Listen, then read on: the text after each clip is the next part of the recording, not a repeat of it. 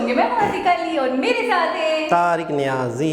अस्सलाम वालेकुम, नमस्ते, सत श्री अकाल। उम्मीद करता हूँ ठीक होंगे, खुश होंगे। दोस्तों जा रहे हैं, खुश रहें, माँ बाप का ख्याल करें, क्योंकि माँ बाप हैं तो सब कुछ है। आज की हमारी वीडियो है strict order about Indian railway. So start करते हैं अपनी वीडियो को। Let's start. ठीक है, तो वीडियो का टाइटल है कौन expressway plan in India soon Mumbai to Goa in just 5। स्टार्ट करते हैं अपनी वीडियो। मेरा नाम है श्रवण और स्वागत है आपका स्मार्ट सिटी गाइड में। हमारे देश में एक और नए एक्सप्रेसवे के निर्माण को प्रस्तावित किया गया है, जिसका निर्माण महाराष्ट्र राज्य में किया जाएगा और यह होगा कोंकण एक्सप्रेसवे, जिसका निर्माण महाराष्ट्र राज्य के कोस्टल एरिया के समानांतर वेस्टर्न घाट्स में किया जाएगा। अतः यह एक्सप्रेसवे परियोजना हमारे देश का मोस्ट चैलेंजिंग एक्सप्रेसवे प्रोजेक्ट होने वाला है। तो इस वीडियो में कोंकण एक्सप्रेसवे के संभावित रूट अलाइनमेंट, इससे क्या लाभ होगा और इसके निर्माण में कितना खर्च किया जाएगा, इसकी चर्चा करेंगे। वीडियो पसंद आए तो लाइक करें और चैनल को सब्सक्राइब करना बिल्कुल ना भूलें। चलिए शुरू करते हैं। जैसा कि आप टाइम्स ऑफ इंडिया के आर्टिकल में पढ़ सकते हैं, 7 सितंबर 2021 को महाराष्ट्र राज्य में कोंकण एक्सप्रेसवे को प्रस्तावित किया गया। इसका निर्माण महाराष्ट्र राज्य सरकार द्वारा किया जाएगा और यह परियोजना Maharashtra state road development corporation limited के अंतर्गत आता है। आपको बता दें कि वर्तमान में मुंबई नागपुर एक्सप्रेसवे, जिसको कि महाराष्ट्र समृद्धि महामार्ग के नाम से जाना जाता है, इसका भी निर्माण महाराष्ट्र स्टेट गवर्नमेंट द्वारा किया जा रहा है। और जो वर्तमान में मुंबई पुणे एक्सप्रेसवे है, इसका भी निर्माण महाराष्ट्र स्टेट गवर्नमेंट द्वारा ही किया गया है। और इस वीडियो के बनाए जाने तक कोंकण एक्सप्रेसवे परियोजना किसी भी स्टेट गवर्नमेंट के द्वारा बनाया जाने वाला सबसे बड़ा एक्सप्रेसवे प्रोजेक्ट होने वाला है कंस्ट्रक्शन कॉस्ट के हिसाब से। ऑफ कोर्स फ्यूचर में स्टेट गवर्नमेंट द्वारा इससे भी महंगे एक्सप्रेसवे प्रोजेक्ट का निर्माण किया जा सकता है और महाराष्ट्र गवर्नमेंट ने खुद का ही रिकॉर्ड तोड़ा है, क्योंकि मुंबई नागपुर एक्सप्रेसवे किसी भी राज्य सरकार द्वारा बनाया जाने वाला सबसे महंगा एक्सप्रेसवे प्रोजेक्ट है, जिसके निर्माण में लगभग 55,000 करोड़ रुपए खर्च किया जा रहा है। लेकिन अब कोंकण एक्सप्रेसवे किसी भी राज्य सरकार द्वारा बनाया जाने वाला सबसे महंगा एक्सप्रेसवे प्रोजेक्ट हो जाएगा। कोंकण एक्सप्रेसवे ग्रीनफील्ड 6 लेन का एक्सेस कंट्रोल्ड एक्सप्रेसवे होगा, जिसको कि फ्यूचर में 8 लेन तक एक्सपांड किया जा सकता है। वर्तमान में महाराष्ट्र राज्य का कोंकण क्षेत्र कनेक्टिविटी के हिसाब से राज्य के दूसरे क्षेत्रों से पीछे रह गया है। अगर मेजर हाईवे की बात की जाए तो नेशनल हाईवे नंबर 66 एकमात्र नेशनल हाईवे है जो कि इस क्षेत्र से होकर गुजरता है और नेशनल हाईवे 66 कोंकण की लाइफलाइन है। वेस्टर्न घाट्स में स्थित होने के कारण इस क्षेत्र में हाईवेज बनाना काफी मुश्किल काम है, लेकिन कोंकण क्षेत्र महाराष्ट्र राज्य का सबसे खूबसूरत और टूरिज्म के सेक्टर में काफी तेजी से बढ़ने वाला क्षेत्र है और पर्यटकों को आकर्षित करने के लिए इस क्षेत्र के पास बहुत अधिक संभावनाएं हैं। लेकिन इसके लिए सबसे जरूरी है बेहतर कनेक्टिविटी को स्थापित करना। अतः इन्हीं सभी परिस्थितियों को ध्यान में रखते हुए कोंकण एक्सप्रेसवे परियोजना को प्रस्तावित किया गया। अगर बात करें इस एक्सप्रेसवे के अनुमानित रूट अलाइनमेंट की, तो यह एक्सप्रेसवे महाराष्ट्र राज्य की राजधानी मुंबई से शुरू होकर रायगढ़ डिस्ट्रिक्ट, रत्नागिरी डिस्ट्रिक्ट होते हुए सिंधुदुर्ग डिस्ट्रिक्ट में जाकर समाप्त होगी और इस एक्सप्रेसवे की कुल लंबाई लगभग 400 किलोमीटर होगी। वर्तमान में मुंबई से सिंधुदुर्ग के बीच सफर तय करने में लगभग 10 घंटे का समय लग जाता है, परंतु कोंकण एक्सप्रेसवे के निर्माण के बाद मुंबई से सिंधुदुर्ग के बीच की दूरी को मात्र 4 घंटे में पूरा किया जा सकेगा, जो कि निश्चित तौर से एक बहुत बड़ा ट्रांसपोर्टेशन बूस्ट होगा। इस एक्सप्रेसवे के कारण कोंकण क्षेत्र में कनेक्टिविटी और बेहतर हो जाएगी। इतना ही नहीं, वर्तमान में सड़क मार्ग द्वारा मुंबई से गोवा के बीच यात्रा तय करने में लगभग 12 घंटे का समय लग जाता है, परंतु कोंकण एक्सप्रेसवे के निर्माण के बाद इस दूरी को मात्र 5 घंटे में पूरा किया जा सकेगा, जिसके कारण पर्यटन के क्षेत्र में भारी बढ़ोतरी होगी। गोवा के टूरिज्म सेक्टर को बूस्ट करने में यह एक्सप्रेसवे अपना महत्वपूर्ण योगदान देगा।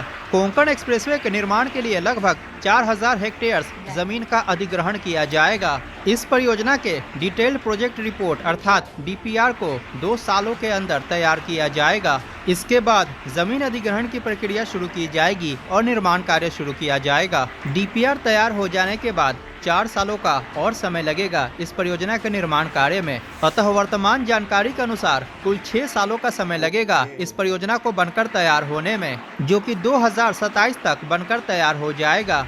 कोंकण एक्सप्रेसवे को मुंबई नागपुर एक्सप्रेसवे से भी इंटरचेंज द्वारा कनेक्ट किया जाएगा। कोंकण एक्सप्रेसवे के निर्माण में लगभग 70,000 करोड़ रुपए खर्च किए जाएंगे। अब आप बोलेंगे कि 400 किलोमीटर लंबे एक्सप्रेसवे के निर्माण में 70,000 करोड़ रुपए खर्च किया जाएगा, जबकि मुंबई नागपुर एक्सप्रेसवे जिसकी लंबाई 701 किलोमीटर है, इसके निर्माण में लगभग 55,000 करोड़ रुपए खर्च किए जा रहे हैं। तो अगर आप कोंकण क्षेत्र की टोपोग्राफी को ध्यानपूर्वक देखेंगे तो इस क्षेत्र में आपको केवल पहाड़ और नदियां ही नजर आएगी, और ऐसी परिस्थिति में कोई भी हाईवे या एक्सप्रेसवे का निर्माण करना काफी मुश्किल भरा काम है। निश्चित तौर पे बहुत सारे ब्रिजेस और टनल्स का निर्माण किया जाएगा कोंकण एक्सप्रेसवे परियोजना के अंतर्गत। इन सभी पुलों और सुरंगों के निर्माण में एडिशनल कॉस्ट आता है। अतः इस प्रकार के जियोग्राफिकल टेरेन में कोई भी एक्सप्रेसवे का निर्माण करना काफी खर्चीला काम है। इसीलिए 70,000 करोड़ रुपए इस प्रकार के परियोजना के निर्माण में कोई अधिक राशि नहीं है। फिलहाल कोंकण एक्सप्रेसवे किन किन शहरों से होकर गुजरेगा, इसकी पूरी जानकारी इसके डीपीआर तैयार होने के बाद ही पता चल पाएगी। लेकिन इस परियोजना पर सबसे ज्यादा खतरा इन्वायरमेंटल एक्टिविस्ट का है। पर जो भी हो, यह एक्सप्रेसवे परियोजना कोंकण क्षेत्र के विकास में अपना महत्वपूर्ण योगदान देगा। कनेक्टिविटी बेहतर होने के साथ साथ पर्यटन के क्षेत्र को बढ़ावा मिलेगा, जिससे कि रोजगार और व्यापार के नए अवसर उत्पन्न होंगे। मुंबई नागपुर एक्सप्रेसवे के बारे में अधिक जानकारी के लिए स्क्रीन पर दिख रहे वीडियो को अवश्य देखें। वीडियो पसंद आया हो तो क्या बात है, कहाँ? 70,000 करोड़ मेरे हिसाब से इट्स ह्यूज अमाउंट। उसकी वजह से उन्होंने फ़ौरन ही क्लियर कर दी कि जिस तरह का वो वे है, जिस तरह के रास्ते हैं, रास्ते में पहाड़ आएंगे, नदी नाले आएंगे, सुरंग आएंगी, टनल्स आएंगी छोटी मोटी, तो उस वजह से इन जगहों पे कंस्ट्रक्शन का काम इतना आसान नहीं है, रोड बिछाना। और सबसे मेन चीज़ ये है कि मुंबई से लेके गोवा तक सफ़र बहुत कम हो गया, 11 घंटे और कहाँ 4 घंटे 5 घंटे 4 घंटे। तो और दूसरी चीज़ है, गोवा आपको पता है टूरिज़्म हब है, और मुंबई आपको पता है इंडस्ट्रियल हब। अगर आप टूरिज़्म हब को और इंडस्ट्रियल हब को आपस में कनेक्ट करते हैं, कुदरती इन्वायरमेंट को और शहरी इन्वायरमेंट को, तो सबसे पहले तो आप देखेंगे 4 से 5 घंटे में आप आधा माहौल ही चेंज। हाँ बिल्कुल, और ये बात है कि आधा ड्यूरेशन रह गया, आधा। बिल्कुल, कहाँ 11 घंटे, कहाँ 4 से 5 घंटे। तो ऐसी जगहों पे ज़्यादातर जो लोग जाते हैं वो ज़्यादातर वही लोग होते हैं जो शहरों में ज़्यादा ज़िंदगी गुजार चुके होते हैं। मेरे हिसाब से ये एक्सप्रेसवे भी छोटा नहीं है, वो तो अपनी जगह है नागपुर, मुंबई टू नागपुर वाला के कितने 701 किलोमीटर का, और ये है 400 किलोमीटर का। लेकिन आपने देखा कि 4,000 हेक्टेयर्स पे बनी और कॉस्ट इसकी ज़्यादा, और इसकी कॉस्ट तकरीबन डबल हो गई। बिल्कुल है ना, बिल्कुल, हाँ तकरीबन उस हिसाब से तो डबल ही हो गई। तो वजह उसकी उन्होंने क्लियर कर दी कि रोड्स हैं तो आपकी डेवलपमेंट है, आपकी तरक्की है, आपकी इंफ्रास्ट्रक्चर है।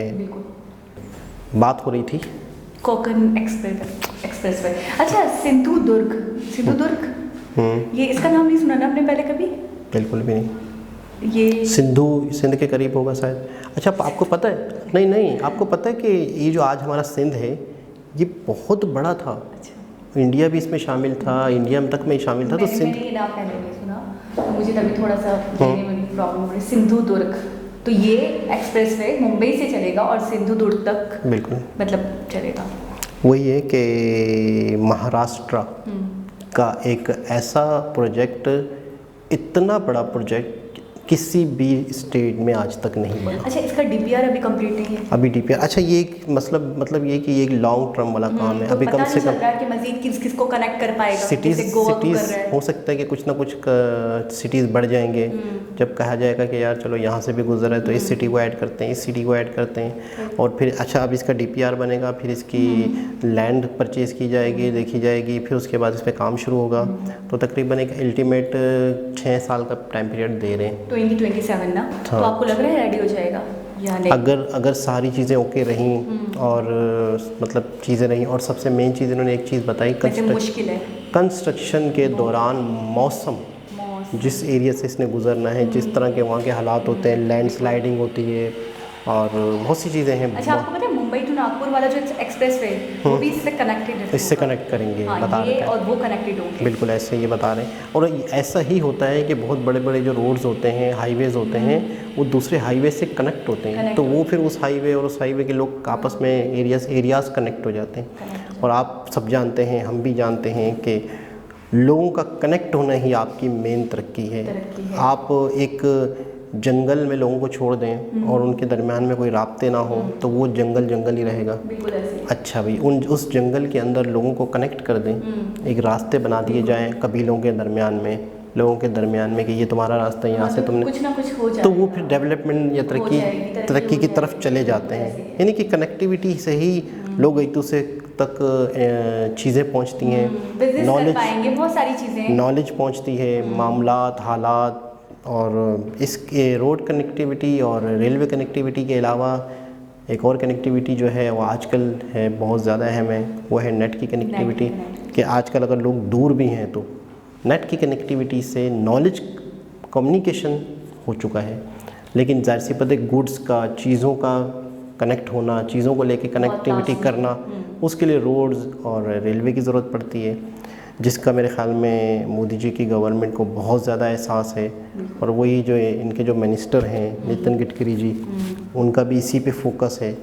और जिसकी वजह से हमें हर कुछ दिन में कोई ना कोई एक नई वीडियो देखने को मिलती है जिसमें बहुत ही बड़े प्रोजेक्ट का इफ्तिताह हो रहा होता है या DPR हो रहा होता है। और इनका वही है कि रोड्स हैं, ट्रांसपोर्ट है, तो सब कुछ है। बिल्कुल ऐसे है। अच्छा, मेन इस रोड का मकसद क्या लग रहा है आपको? मुझे तो ऐसा लग रहा है कि यार एक शहर है और एक टूरिज़्म हब है गोवा, उन दोनों को आपस में कनेक्ट करना। रात में और भी सिटीज़ आ रहे हैं, तो मुंबई तो सिंधु दुर्ग, हाँ उस तक आ रहा है, उस तक जा रहा है, लेकिन बीच में कनेक्टेड हो तो गोवा भी आ रहा है। तो लेकिन कितना फ़ायदा है, मतलब ज़्यादातर ऐसी जो प्लेसेस होती हैं वहाँ जाते ही शहरों के लोग हैं, ज़्यादातर मैंने ये देखा। तो उम्मीद करते हैं कि ये अपने टाइम पीरियड पे कंप्लीट हो जाएगा। मैं ये सोच रही हूँ कि आजकल के दौर में ना मुझे जो लग रहा है सबसे ज़्यादा, मैं ये कहूँगी सबसे ज़्यादा मतलब इम्पॉर्टेंट चीज़ जो है वो है टाइम, वक्त। ठीक है। और ये एक्सप्रेस वे हमें, मुझे ऐसा लग रहा है कि इसीलिए बनाया जा रहा है कि टाइम की बचत हो। जिन एरियाज तक, जिन सिटीज़ तक जाने में हमें घंटों, 11 घंटे, 12 पूरा दिन लगता है, बोर हो जाए, एक तो थक कर चूर हो जाए, ठीक है, बिल्कुल 12 घंटे कौन बैठ पाएगा, ऊपर से बोर हो जाए, फेडअप हो जाए सफ़र से, तो वो ट्रैवल को कम कर दिया जाए, टाइम को बचा लिया जाए, एनर्जी को सेव किया जाए। तो मुझे लगता है इसके लिए ज़्यादा ऐसा ही है। और हर शख्स को आजकल ये पता है, बच्चे को, कि वक्त पैसा है। आपने अगर वक्त बचा लिया, एक शख्स ने कहा कि लकी कौन है, लकी कौन है इस दुनिया में? तो बोला जिसके पास पैसा है, जिसके पास ये। बोला नहीं, जिसके पास टाइम है। नहीं, लकी वो शख्स है जो सही वक्त पर सही जगह पर है। ठीक। एक जगह पर आप हैं और उस जगह से आपको कोई बेनिफिट होना है और उस वक्त आप मौजूद, डेस्टिनेशन पे हो बस। यानी कि सही, अच्छा सही वक्त में, सही वक्त आपकी वक्त वाली बात से याद है कि अगर सही वक्त पे सही जगह पर हैं तो आप लकी हैं। अच्छा, आप देखें तो कितना ह्यूज डिफरेंस। और अगर आप सही वक्त पर, गलत वक्त पर किसी जगह, गलत जगह पर हैं और कोई चीज़ ऊपर से गिर गई और आपकी टांग टूट गई तो आप अनलकी हो गए। तो यानी कि आप गलत वक्त पर गलत जगह मौजूद थे। और अगर आप इसी तरह सही वक्त पर सही जगह मौजूद हुए नहीं आएगा, थोड़ी सी ऊपर की बात बहुत ज़्यादा ऊपर से निकल गई। आप अगर आप सही वक्त पर सही जगह हैं तो आप लकी हैं। खैर दोस्तों, उम्मीद करते हैं कि ये प्रोजेक्ट अपने टाइम पर कंप्लीट होगा। वैसे मुश्किल, दिक्कत तो मुझे लग रहा है बहुत आने वाली है। 19-20 होगा, ऐसा नहीं होगा कि बहुत ज़्यादा डिले हो जाएगा। अब होगा। हाँ, तो उम्मीद करते हैं दोबारा किसी और वीडियो के साथ आपसे मुलाकात होगी। जब तक के लिए हाफिज़।